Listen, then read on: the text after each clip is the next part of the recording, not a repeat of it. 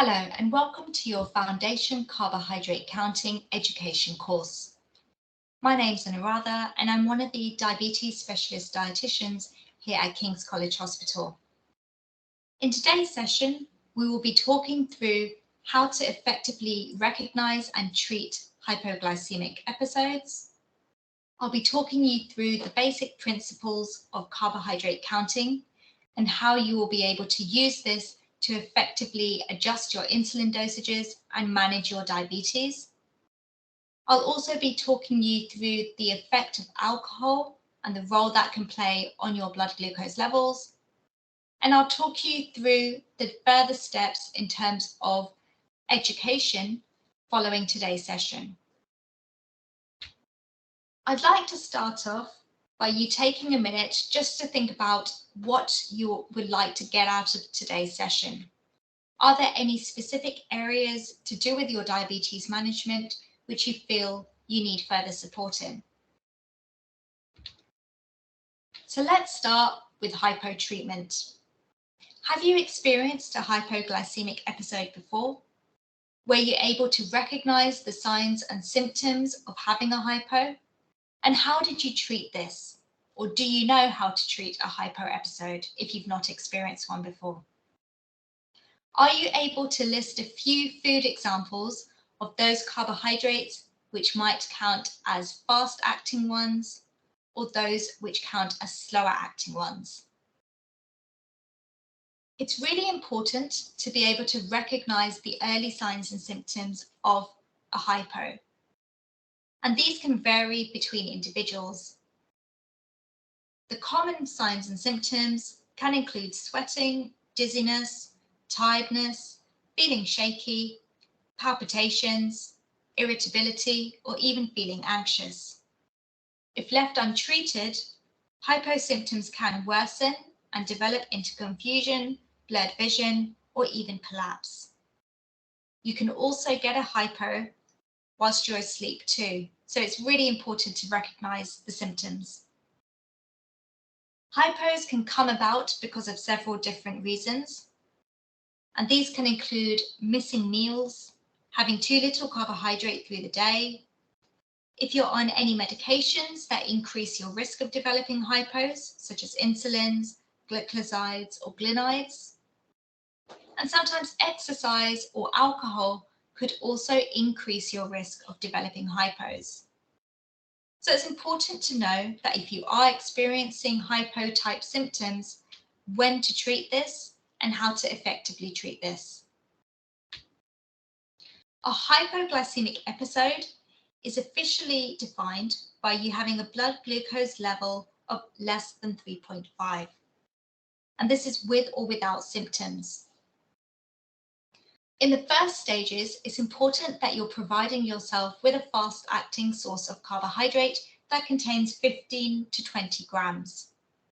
So this could be in the form of 3 to 6 glucose tablets, 1 to 2 tubes of glucogel, a small juice box or fizzy drink, regular sugar versions, or even 4 to 5 jelly babies. After 10 to 15 minutes of giving yourself this treatment, it's important you check your blood glucose levels again. These should have now returned to a more healthy range above 4. To follow up from that initial treatment, it's important that you provide yourself with a slow-acting form of carbohydrate to sustain your glucose levels at that healthier range. So this could be your next meal or snack, whichever is due. And some examples could include a glass of milk, a piece of fruit, a small plain yogurt pot, or even a sandwich. So to summarize, always remember to treat a blood glucose level that is less than 3.5. First, with a fast-acting carbohydrate food source containing 15 to 20 grams of carbohydrate. Check your blood glucose level following 15 minutes. And then follow up with a slower acting carbohydrate as necessary with your next meal, considering if you've got a long gap to your next meal or if you're planning any form of physical activity. The next few things we're going to be talking about are the benefits of carbohydrate counting.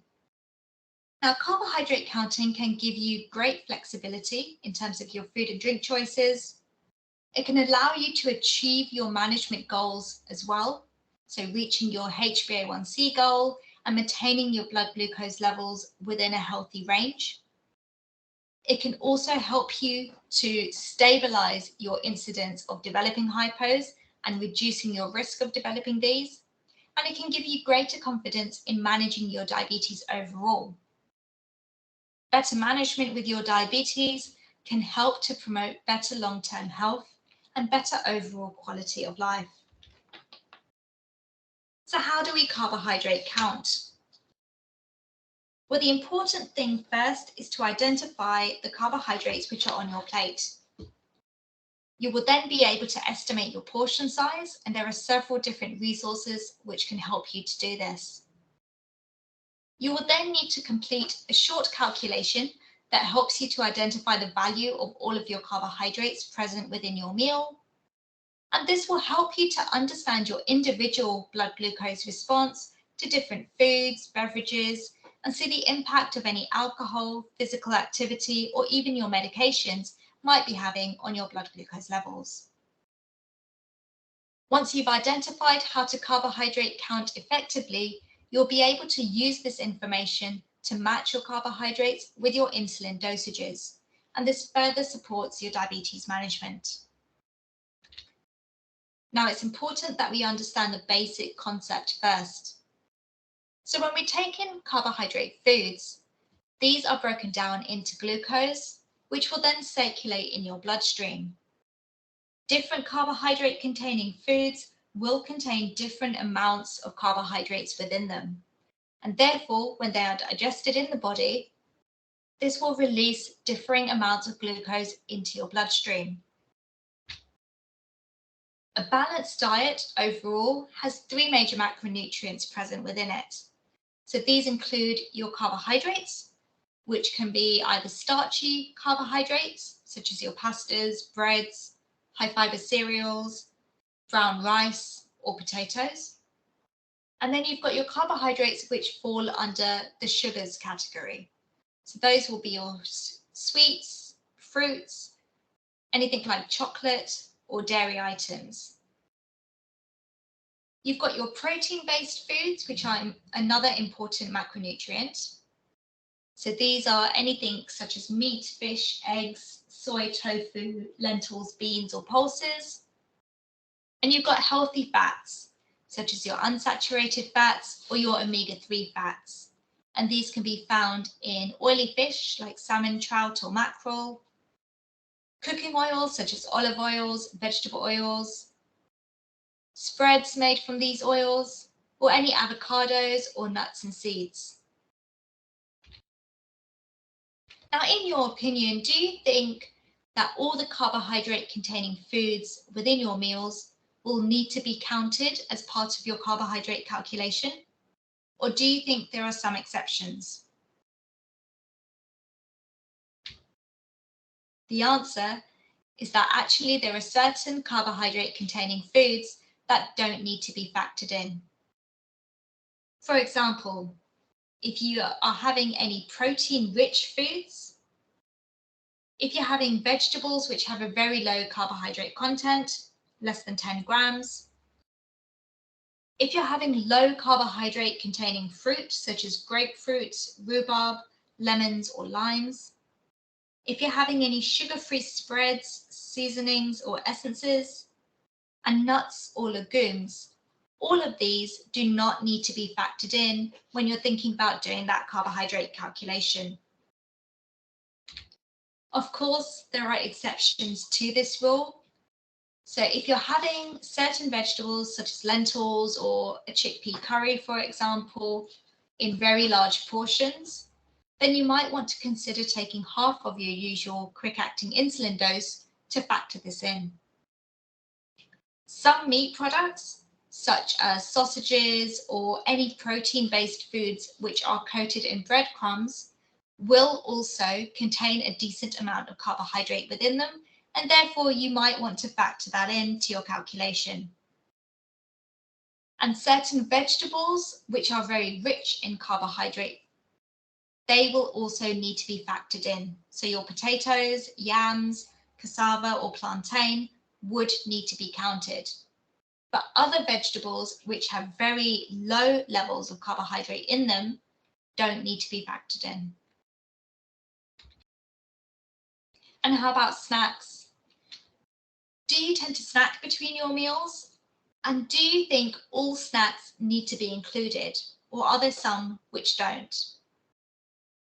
So we would advise you that you don't need to inject insulin for any snack that contains less than 10 grams of carbohydrate within it.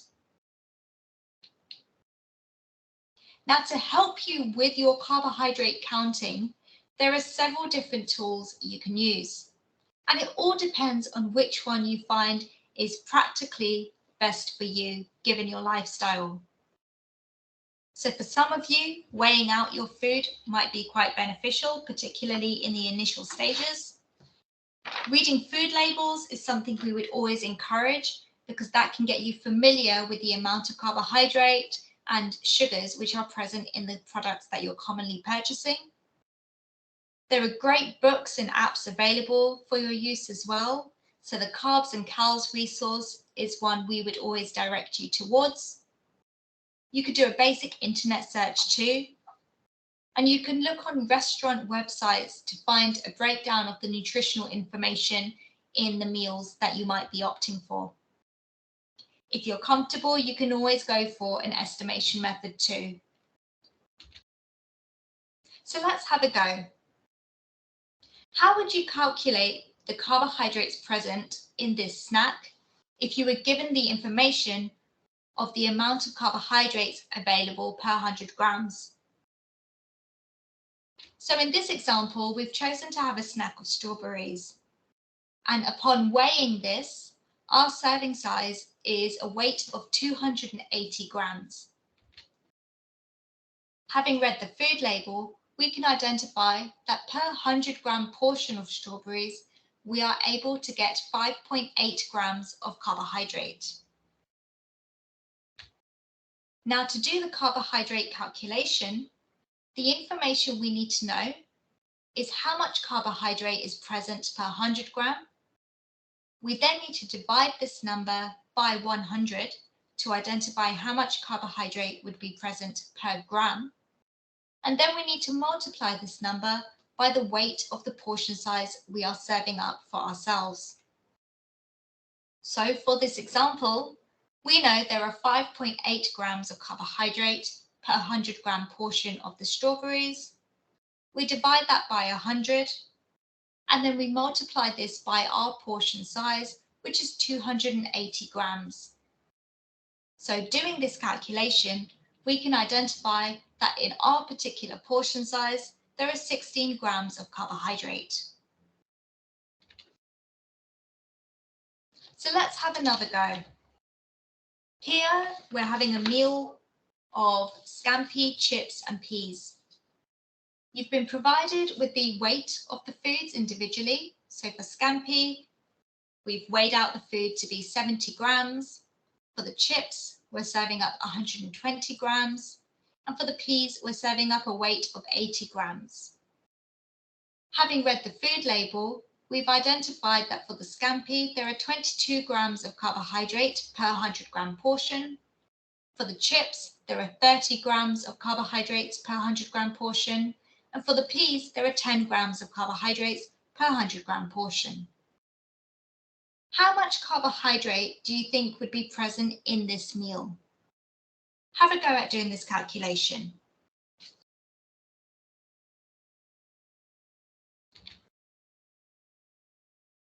So hopefully you've worked out that for the scampi, there's 15 grams of carbohydrate present within this. For the chips, there's 36 grams. And for the peas, there are 8 grams.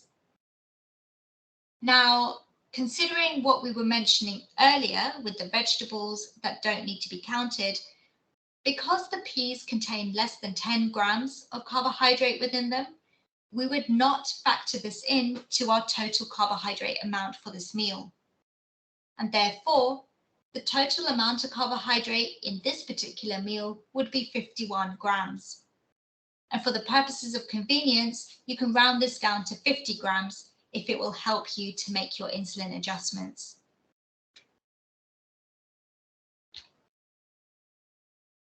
Now, there are also household measures which you might find helpful, particularly when you're weighing out your food, or to use as a visual guide to help you recognize the portion sizes that you would typically serve up for yourself.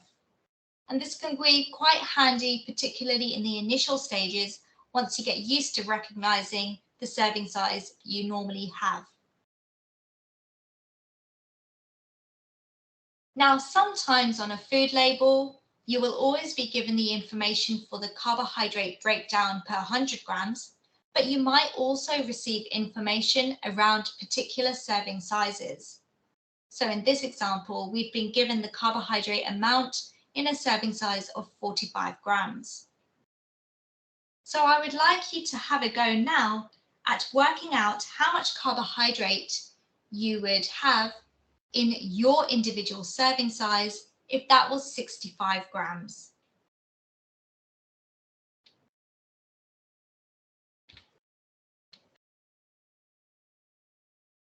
So to do this calculation, we would just need to make a slight adjustment to the formula. So again, we need to know the amount of carbohydrate per 100 gram portion, which is 73.8. We would divide this by 100 to get the amount of carbohydrate per gram. And then we need to multiply this number by our individual serving size, which is 65 grams. And this gives us a total carbohydrate amount of 50 grams. Now, it's really important that you don't get caught out by the information on a food label. So do make sure you're looking carefully and make sure that you're estimating your serving size rather than the one that is on the label, if that doesn't match yours. Make sure you're identifying the information if it's given for cooked versions or uncooked versions, because the label might not provide you with the value that you need. And always remember to factor in that there may be ingredients in certain food items that you don't need to count in terms of your carbohydrate calculation, such as vegetables with a low carbohydrate content or any lentils.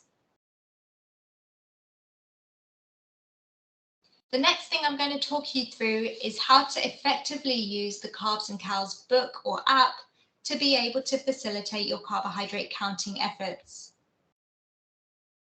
So within the Carbs and Cows book, you would typically get the information presented as is shown on the slide. You will be provided with a photograph of a weight of a food, and you'll be presented with the different nutritional breakdown of those food items. So you'll be provided with the amount of carbohydrate present, the calories, the proteins, the fats, the saturated fats, and the fiber within a specific weight of a food. So how do we apply this when you're thinking about the carbohydrate calculations? Let's take the example of a vegetable lasagna. So we've opted to have a vegetable lasagna for one of our meals, and we're going to serve up a portion of 185 grams of weight. Looking at the picture on the screen, can you identify which picture best represents our serving size? So hopefully you've been able to identify that the picture photographed with a weight of 220 grams is the best representation of our serving size. So how do we apply this to the calculation we need? We know that in a 220 gram portion, there is 29 grams of carbohydrate. So we would do the calculation as follows. 29 divided by 220, and then we would multiply that number by 185, which is our serving size. And that calculation provides us with the information that in our serving size of vegetable lasagna, there are 24 grams of carbohydrate. And this slide just summarizes that calculation. So if you're using the carbs and calories resource, you would need to know the carbohydrate value of your photographed food that best matches your portion. Divide that by the weight of the carbohydrate food in grams, and times that by the weight of your portion size in grams. And you can use the app to search for common foods that you're eating, branded items as well, and some restaurants could also be included on the app too. Some apps will also be able to calculate the nutritional values for you. It's important that now you've got to grips with the carbohydrate counting calculation and the tools to use, that you continue to practice this in your everyday routine to build confidence with carbohydrate counting. There is going to be a honeymoon period, so it's important that you can learn the skills, but continue to practice this. And this will help you to develop more confidence in being able to effectively carbohydrate count. Now, the importance of carbohydrate counting comes where you're able to match the carbohydrates to your insulin dosages. So as part of your diabetes management strategy, you may have been provided with a diabetes insulin ratio. So this is known as a carbohydrate insulin ratio. So for some of you, you might be on a ratio of 1 unit to 10. So this means 1 unit of insulin is to be provided for every 10 grams of carbohydrates. And this may vary between you. So if your food has 50 grams of carbohydrates and you're on a 1 to 10 ratio, how much insulin do you think you will need to inject? The answer is 5. If you're on a 1 to 10 ratio, what this means is per unit of insulin, you can reduce your blood glucose levels by 2 to 3 millimoles per litre. And for every 10 grams of carbohydrate which you consume, you can increase your blood glucose levels by 2 to 3 millimoles per litre. And this is important to recognise your carbohydrate to insulin ratios when you're thinking about correction dosages. So let's take this example of toast and peanut butter for one of your meals. Now, you have been provided with information that your blood glucose level prior to taking this meal was 12.5. Have a think about how much carbohydrate you think is present within this particular meal, and how much rapid-acting insulin would you inject for yourself? Would you provide any extra insulin as a correction dose?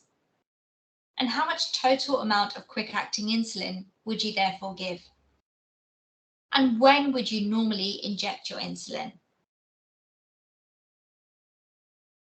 So for this example, we've estimated that per slice of toast, there's approximately 13 grams of carbohydrates, making a total carbohydrate amount of 26 grams. So if you're on a 1 to 10 ratio, you may wish to give yourself anywhere from 2 to 3 units of insulin. You might want to give yourself an extra unit or 2 as a correction dose to help to bring that blood glucose level down.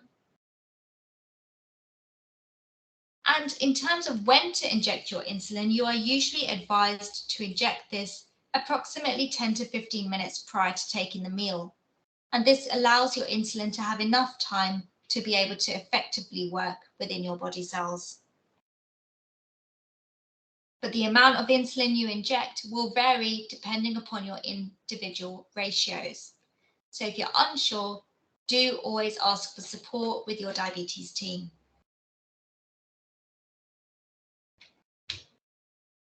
The next thing we're going to talk about is the impact of alcohol. Do you drink alcohol yourself? And what drinks would you typically have?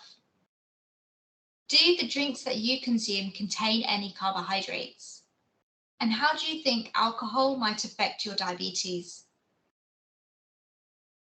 Now, if you're on any insulins, sulfonylureas, for example, this can increase your risk of having hypos. And alcohol itself can also increase your risk of hypos. You may not need to take your usual amount of insulin if you are having a drinking session. And if you have carbohydrate-containing drinks, such as those made from fruit mixes or regular sodas, then you do need to count the carbohydrates within these. It's best to avoid low sugar beers because they contain less sugar but an increased content of alcohol. Low alcohol wines will have an increased content of sugar, and the same applies for sherries or liqueurs. Instead, you might want to try diet mixes with any spirits that you're having.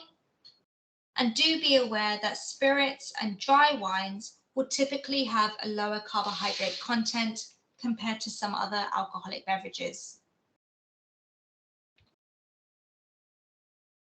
So let's think about the next steps. First and foremost, now you've understood the basic principles of carbohydrate counting, it's important to put this into practice to get you comfortable and confident with using carbohydrate counting as a tool to support your diabetes management. Always read food labels to provide you with a further level of resource to help you. And you could always use your household measures to get you familiar with the portion sizes you typically serve up for yourself. There is further education available to you, so you can either choose to opt for a one-to-one session with a diabetes specialist dietitian, where we will be able to provide holistic support for your diabetes management. If you would like to be referred into a structured education course, then the Daphne course is one that is available to you also. This is typically run as a virtual session for one session a week over the period of 6 weeks, or it can be a face-to-face session in a group environment, which is run over a week. And there are sessions running every day for a week. So if you would like to know further information about how to book the one-to-one sessions with the dietitians, or to be enrolled onto the Daphne course, or if you just want further information generally, then do get in touch with your diabetes team or your contact diabetes dietitian. If you have any questions following on from this session, then we always encourage you to do get in touch with the diabetes team here at the hospital. Thank you for attending this education session today, and I wish you all the best with your diabetes management.